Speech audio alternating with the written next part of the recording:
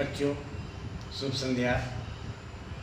मैं आपका निर्मल sir DG 7 कार्यक्रम के तहत आपके विद्यालय के यूट्यूब चैनल मिडिल स्कूल चिक्की DG 7 क्रिएशन के माध्यम से आपके बीच एक बार फिर उपस्थित हूँ। बच्चों, आज हम 8वीं कक्षा की गणित की पुस्तक वर्ग और वर्गमूल प्रश्नावली 2.3 पर बातें करेंगे। वर्ग और वर्गमूल इसके विषय में आप पहले से ही जान चुके हैं। किसी भी संख्या का वर्ग हम कैसे ज्ञात करें, इसके कुछ सामान्य नियम बने हुए हैं। मैंने पहले भी बताया है बच्चों कि गणित की बहुत सी समस्याएं प्रतिरूपों पर आधारित हैं, जिन्हें हम पैटर्न भी कहते हैं। अगर इन प्रतिरूपों की जानकारी हमें अच्छे ढंग से हो जाए तो बड़ी से बड़ी समस्या भी हम आसानी से सुलझा सकते हैं। प्यारे बच्चों, यह प्रतियोगिता का युग है। आपका भविष्य आपकी प्रतियोगी परीक्षाओं पर भी निर्भर है। और आप जानते हैं, हर प्रत्येक परीक्षा में आपके पास सीमित समय होता है। उसी सीमित समय में आपको प्रश्नों को हल भी करना पड़ता है।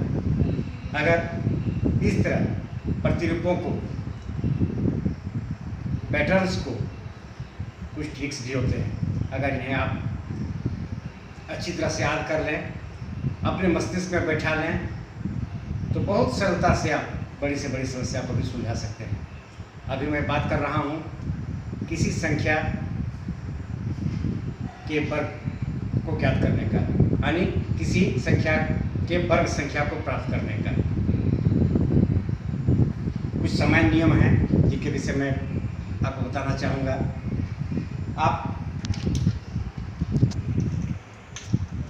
वर्ग और वर्गमूल आपका पाठ है।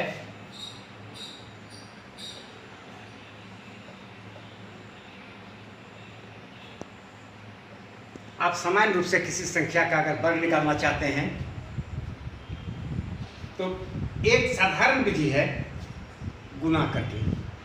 उसी वर्ग के विषय में आप जानते हैं कि उसी संख्या को स्वयं से गुना करने पर जो संख्या प्राप्त होती है वह वर्ग कहलाती है या वर्ग संख्या कहलाती है। जैसे अगर हमें 5 का वर्गमूल निकालना है, हम 5 को 5 से गुना कर लेंगे, 25 प्राप्त होगा। अगर हमें 10 का वर्गमूल निकालना है तो हम 10 को 10 से गुना करेंगे, 100 प्राप्त होगा। इस तरह से हम लोग गुणन विधि से वर्ग संख्या प्राप्त कर लेते हैं। इसमें कुछ साधारण नियम हैं जिन्हें अगर हम अच्छी तरह से याद कर लें तो वर्ग संख्या प्राप्त करने में हमें बहुत कठिनाई महसूस नहीं होगी। आपके सामने मैं उदाहरण रख रहा हूँ। जैसे मैंने 10 दिया, 20, 30, 40, 50।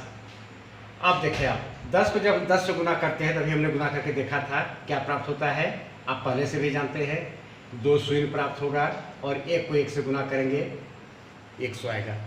जब 20 को हम वर्ग निकालेंगे 2 शून्य के बाद 2 को 2 से गुना करेंगे 4 प्राप्त होगा। 30 का निकालेंगे 2 शून्य और फिर 3 को 3 से गुना करेंगे 9 प्राप्त होगा। 40 का 2 शून्य फिर 4 को 4 से गुना करेंगे 16 प्राप्त हुआ।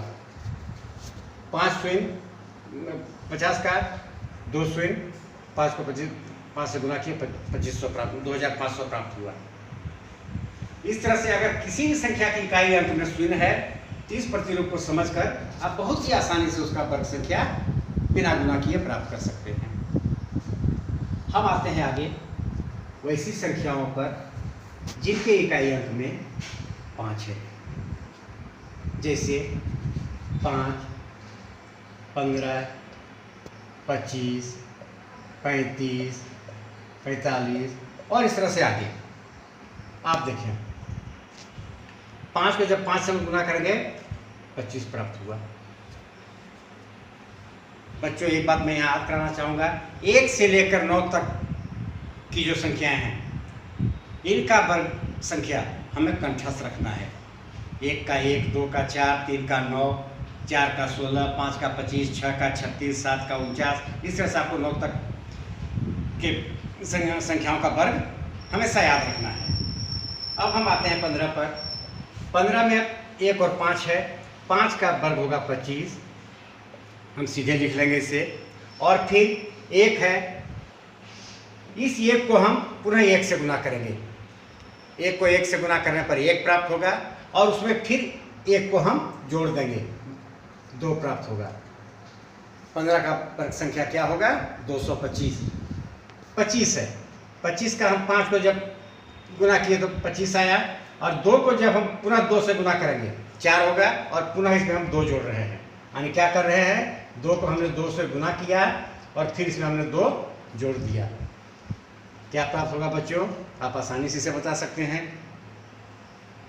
आगे 35 है, वही काम हमने यहाँ किया, 5 का वर्ग यहाँ 25 लिखा, और यही क्रिया जब हमने 3 के साथ किया क्या आएगा? 3 तिया 9 और 3 12। इस प्रतिरूप में जितनी भी संख्या हमें प्राप्त होगी जिनके इकाई स्थान पर 5 हो, हम इस तरीके से उसका वर्ग संख्या या वर्ग निकाल सकते हैं। ये साधारण 2 नियम हैं जिन्हें अगर आप याद रख लेते हैं तो बहुत ही आसानी से आप किसी भी संख्या का वर्ग निकाल लेंगे बहुत कम समय में। यहाँ मैं एक चीज़ बताना चाहूँगा, आपसे पूछा जाता है संख्या को देख के आप पहचानें कि क्या यह एक वर्ग संख्या है। हम कैसे पहचानेंगे, इसे समझना होगा। कैसे समझेंगे आप?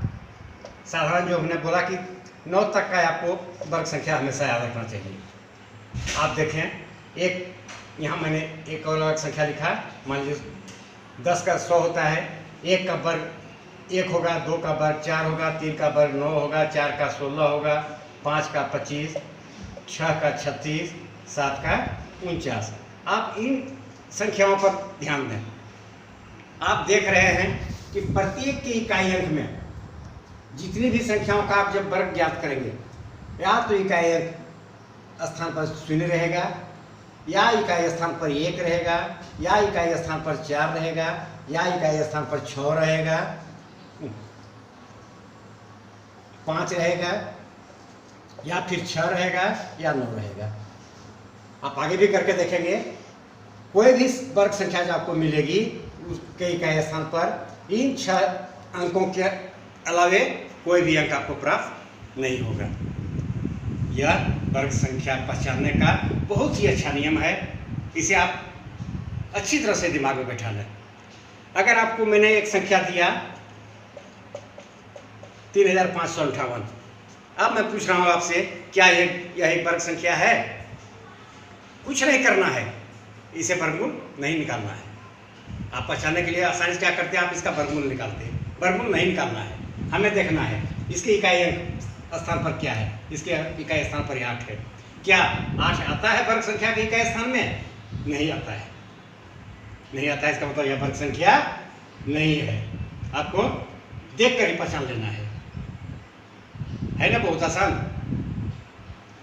बच्चों समझना होगा। मैंने कहा कि गणित की बहुत सारी समस्याएं प्रतिरूपों पर आधारित हैं, हमें उन प्रतिरूपों को समझना है। अभी वर्ग संख्या निकालने का कई विधियां हैं। एक विधि गुणन विधि है, जिससे मैंने निकाला 5 से गुना करके 25 निकाला, या 15 का 15 से गुना करके 225 निकाल सकते हैं। यह गुणन विधि हुआ। एक विधि है जिसे हम लोग विकर्ण विधि के नाम से जानते हैं। यह विधि भी बहुत ही आसान है, समझना होगा। अगर इस विधि को आप ढंग से नहीं समझ पाते हैं तो यह आपके लिए कठिन दिखाई पड़ेगा। इसमें क्या करना है, मान लीजिए मैं एक संख्या निकाल रहा हूँ 247, एक संख्या मैंने लिखा, इसका मुझे वर्ग ज्ञात करना है। किस विधि से? विकर्ण विधि से। सबसे पहले हमें देखना पड़ेगा यह कितने अंकों की संख्या है। हम देख रहे हैं 3 अंकों की संख्या है। बच्चों, आपने लूडो का सांप सीढ़ी का भी खेल खेला होगा। बच्चों, आपने शतरंज का भी खेल खेला होगा। उसमें आप देखते होंगे कि वर्गाकार खाने बने हुए होते हैं। आपको वही सांप सीढ़ी या शतरंज का खाना यहाँ बनाना है। कैसे? ये 3 अंकों की संख्या है। हम 3 तिया 9 खानों का चौरस बनाएंगे। अगर यह संख्या 1247 होती, यानी 4 अंकों की होती, तो हम 4 चौक 16 खानों का बनाते। मैं यहाँ पर इस संख्या को लेकर हल कर रहा हूँ।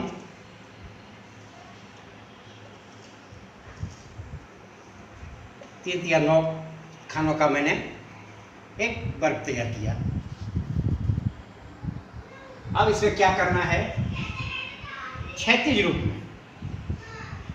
रूप में संख्या के बाईं तरफ से लेते हुए अंकों को अपने जो वर्ग में तैयार किया है उसके बाईं तरफ से एक एक वर्ग के सामने लिखते चल जाते हैं। आप देख रहे हैं मैं कैसे कर रहा हूं। पुनः इसी को इसका उतर रूप में यानी खड़ी स्थिति में मैं लिखता हूं।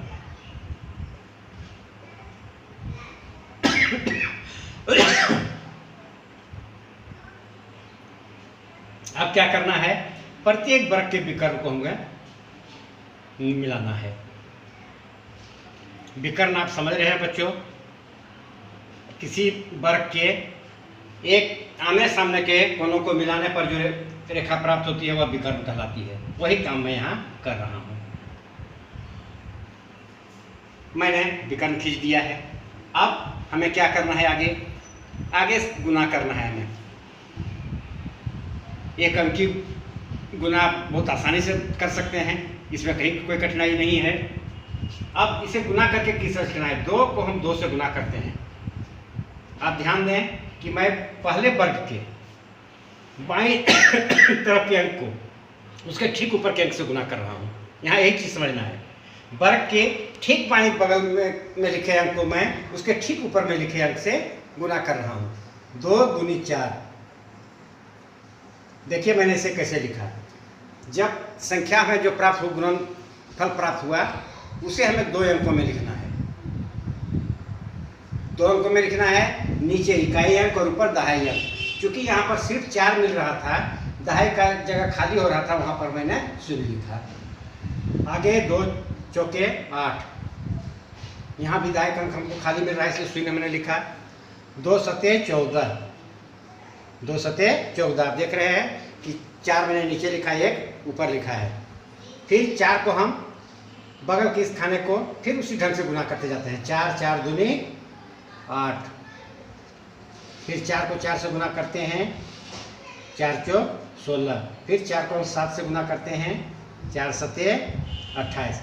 फिर उसी तरह से यहाँ आते हैं 7 दूनी 14। फिर 7 चौके 28।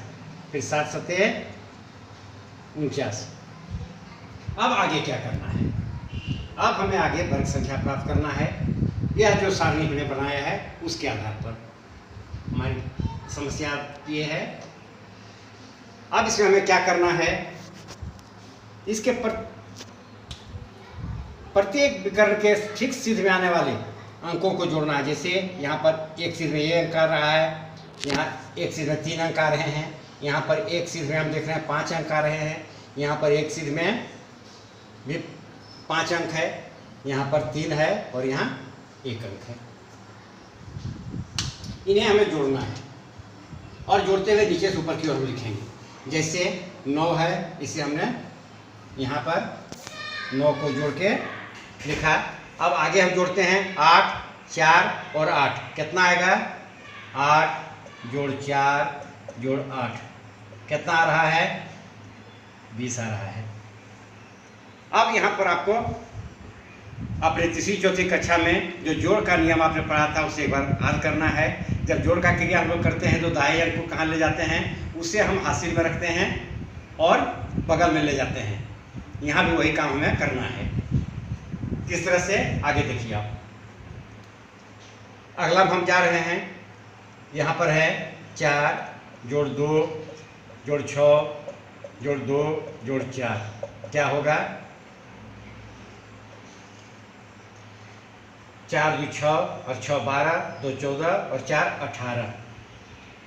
बच्चों मैंने कहा कि जोड़ की क्रिया में जो दहाई के अंक को हम लोग हासिल में ले जाते हैं, उसे देखिए यहाँ पर चूंकि दहाई के अंक जगह पर 2 है, इसे हम हासिल में ले जा कहाँ रहे हैं, ठीक ऊपर। साधारण जोड़ में आप अपनी बाई ओर लेके जाते हैं, यहाँ पर हम ऊपर लेके जा रहे हैं। अब यह जोड़ कितना आया हमारा, 4 2 6 6 12 2 14 4 18 2 20, यहाँ भी 20 आ गया है, यानी यहाँ भी हासिल में हमारा 2 आ गया है। अब हम इसके आगे बढ़ते हैं।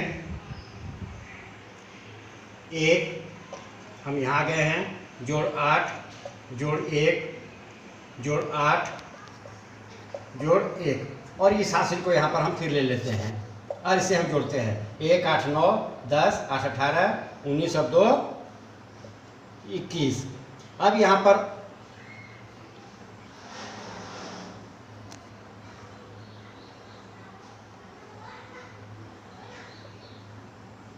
इक्कीस, यहाँ पर इकाई में 1 है, 2 यहाँ पर फिर हमारा हासिल में आ गया है। अब आगे हमारा आ रहा है शून्य 4 और शून्य 4 और शून्य और हासिल का 2, यानी यह हो जाएगा हमारा 6, और ऊपर शून्य है सिर्फ बचा हुआ। अब हमें क्या करना है, अब यहाँ पर आप देखें आपको क्या करना है। अब जो भी जोगफल आपको प्राप्त हुआ है, कहीं पर 1 अंक में है, कहीं 2 अंक में है। बच्चों एक बार फिर यहाँ पर आप अपने याददाश्त को पीछे ले जाएं।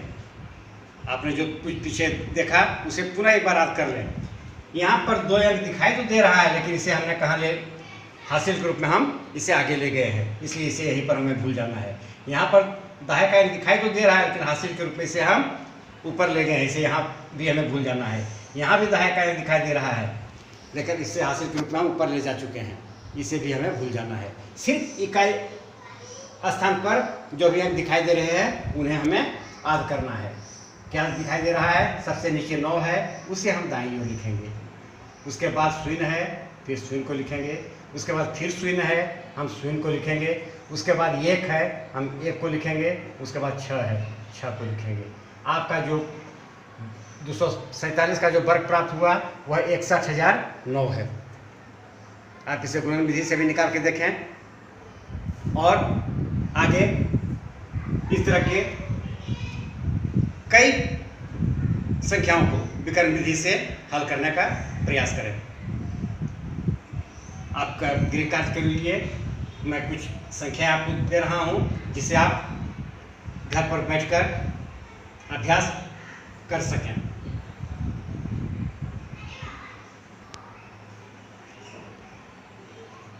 आप इसे अपनी उत्तर पुस्तिका में उतारेंगे और हल करेंगे। हल करके अपने समूह के माध्यम से हम सब तक पहुंचेंगे।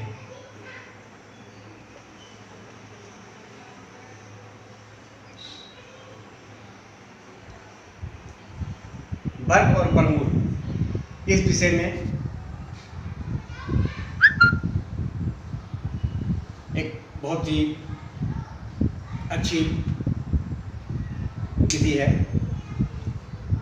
गणित समस्या ही नहीं है बच्चों, गणित मनोरंजन का साधन भी है। मैं एक छोटी सी कहानी बताना चाहूँगा। प्रोफेसर हार्डी बहुत ही अच्छे विद्वान गणित के थे, और रामानुजन ये भी गणित के बहुत अच्छे ज्ञाता थे। एक बार प्रोफेसर हार्डी रामानुजन से मिलने के लिए उनके घर आए, और बातचीत के क्रम में प्रोफेसर हार्डी ने बताया रामानुजन को कि मैं जिस टैक्सी से यहाँ आया हूँ उस टैक्सी का नंबर 1729 था। बच्चों याद रखेंगे, प्रोफेसर हार्डी जिस टैक्सी से आए थे उस टैक्सी का नंबर 1729 29 था। रामानुजन ने कहा, अरे वाह, व्हाट ये लकी नंबर, कितना अच्छा नंबर है।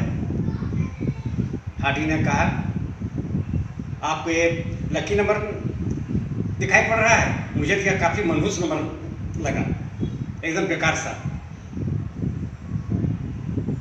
रामानुजन ने कहा, नहीं, यह एक बहुत ही रोचक नंबर है, बहुत ही रोचक संख्या है। प्यारे बच्चों, इसमें क्या रोचकता है, इस संख्या में क्या रोचकता है, आज मैं आपको नहीं बता रहा हूँ। आपकी गणित की पुस्तक में पाइथागोरस त्रिक की चर्चा की गई है। अगली कक्षा में जब मैं पाइथागोरस त्रिक के विषय में आपको बताऊंगा, उसमें क्या रोचकता है, और प्रोफेसर हार्डी के टैक्सी का जो नंबर था, इसमें क्या रोचकता है, इस पर हम विशेष चर्चा करेंगे। मैं चाहूँगा उसके पूर्व एक बार आप अपनी गणित की पुस्तक का अवलोकन करेंगे और इस रोचकता को आप स्वयं समझने का प्रयास करेंगे। धन्यवाद।